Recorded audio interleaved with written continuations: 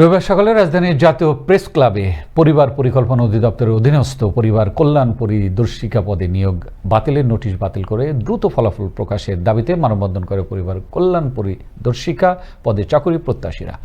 ভুক্তভোগীদের অভিযোগ, 2020 সালে 10 মার্চ পরিবার কল্যাণ পরিদর্শিকা পদে 1080 জন প্রশিক্ষণার্থী মনোনয়ন বিজ্ঞপ্তি জারি করে সংশ্লিষ্ট কর্তৃপক্ষ।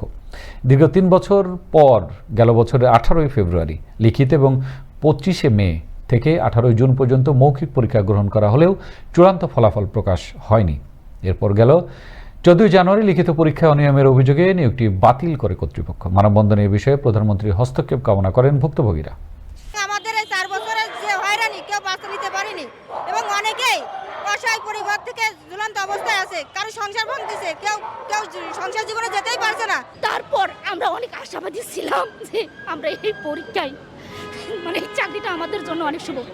অ্যাটলিস্ট তারপরও আমাদের অনেকের চাকরির বয়সই শেষ। আমরা আলটিমেট দিচ্ছি যত তাড়াতাড়ি সম্ভব আপনারা এই নোটিশ উঠিয়ে আমাদের অধিদপ্তর থেকে রেজাল্ট প্রকাশ করেন, না হয় আমরা স্পষ্ট ঘোষণা দিচ্ছি আমরা কাউকে ছাড়ব